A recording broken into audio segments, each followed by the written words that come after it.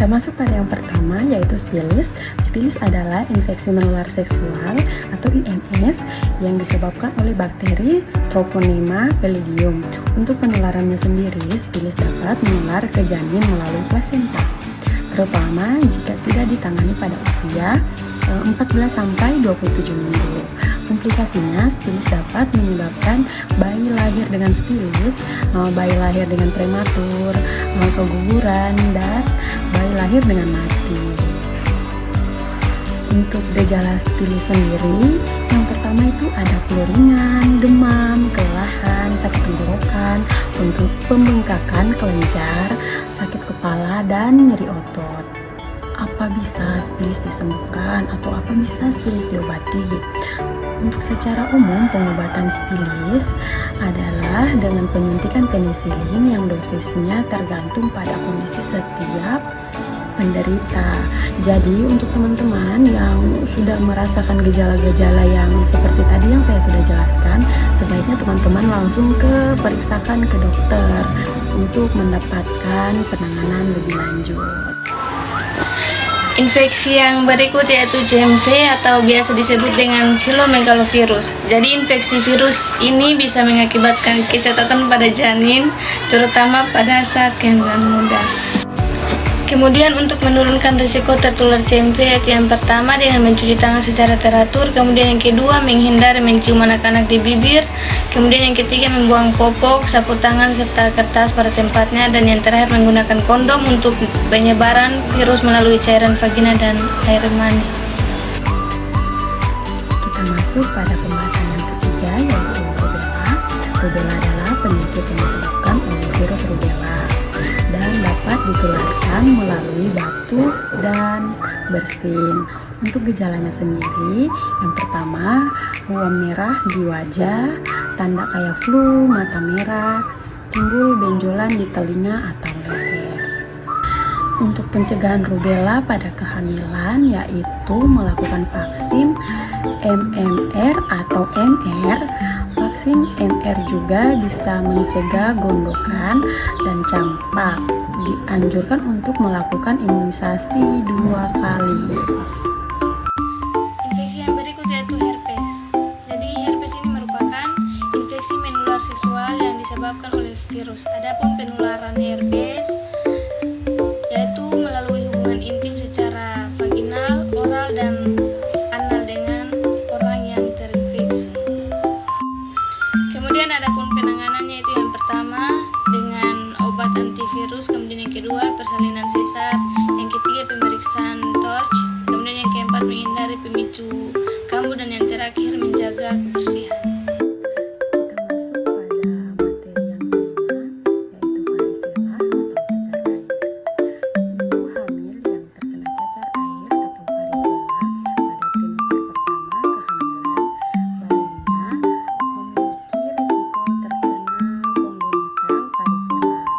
Sindrom resiko ini terjadi pada 25% kehamilan. Untuk gejalanya sendiri, yang pertama gangguan pada saraf, gangguan pada otot, dan gangguan perkembangan.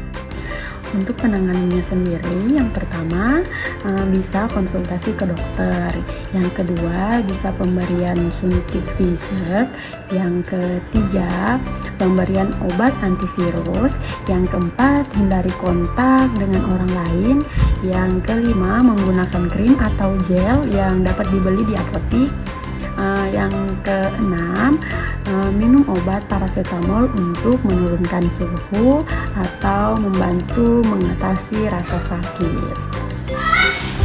Ya, kita masuk pada infeksi yang berikut yaitu toxoplasmosis, yaitu penyakit yang disebabkan oleh parasit Toxoplasma gondii yang dapat menyerang manusia dan juga hewan.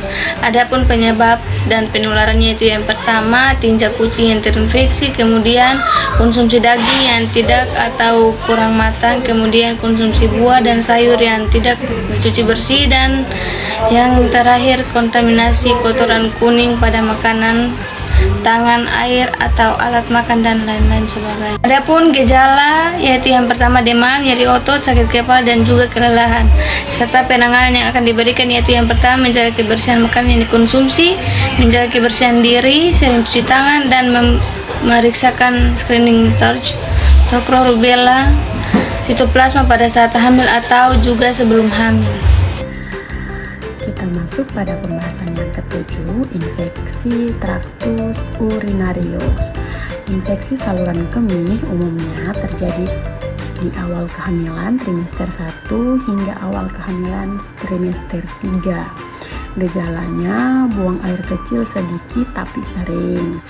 Yang kedua adanya sensasi nyeri, yang ketiga adanya rasa terbakar di saat buang air kecil, yang keempat aroma urin sangat berbau, yang kelima juga urin bercampur darah. Sedangkan untuk pencegahannya, minum air putih 2 liter atau setara dengan 8 gelas sehari. Yang kedua, kurangi konsumsi kafein atau alkohol atau rokok. Yang ketiga, setelah buang air kecil jangan lupa misvagina dibersihkan atau dilap dengan kain bersih. Yang keempat, jangan menahan air kecil karena dapat menyebabkan ISK. Kemudian infeksi yang berikut yaitu hepatitis. Jadi hepatitis B atau biasanya disebut dengan HBV pada ibu hamil dapat menyebabkan komplikasi kehamilan dan persalinan, serta juga dapat berisiko menular ke bayi. Komplikasi kehamilan seperti kelahiran prematur, kemudian solusio plasenta, dan hipertensi gestasional. Adapun untuk mencegah penularan hepatitis B dari ibu ke bayi yaitu penyediaan layanan kesehatan dapat memberikan suntikan kepada bayi saat lahir, dan juga Kemenkes juga melakukan pemberian vaksin hepatitis B dosis 1 pada bayi baru lahir usia 0 atau kurang dari 24 jam. Kita masuk pada pembahasan yang ke-9 yaitu HIV/AIDS. Infeksi opportunistik seperti pneumonia adalah salah satu infeksi yang dapat menyertai kehamilan dan persalinan pada orang dengan HIV/AIDS. Infeksi opportunistik ini terjadi karena HIV merusak sistem kekebalan tubuh sehingga penyakit berkembang menjadi AIDS. Penularan HIV/AIDS dari ibu hamil ke bayinya disebut transmisi perinatal. Komplikasi yang dapat terjadi pada bayi yang terinfeksi HIV dan tidak diobati diantaranya infeksi berulang, masalah jantung, masalah dengan organ tubuh bayi, keterlambatan pertumbuhan, dan IQ rendah. Untuk pencegahan penularan HIV perinatal, yang pertama ODHA yang hamil dapat mengonsumsi terapi antiretroviral. Yang kedua, terapi ini dianggap sebagai salah satu metode pengobatan yang paling efektif untuk mencegah HIV/AIDS pada bayi baru lahir. Infeksi yang berikut yaitu tipus abdominalis, yaitu penyakit akut yang menular dan dapat mempengaruhi banyak organ dalam tubuh. Adapun gejalanya yaitu demam tinggi, kepala sakit, batuk, tubuh terasa lemah dan lelah, nafsu makan berkurang, berat badan menurun, sakit perut, dan juga mual. Adapun penanganannya yaitu yang pertama, utama tipus adalah dengan pengobatan antibiotik. Jenis antibiotik yang paling aman bagi penderita tipus yang sedang hamil adalah golongan penisilin seperti amoxicillin dan juga ampicillin. Sekian dan terima kasih. Dah.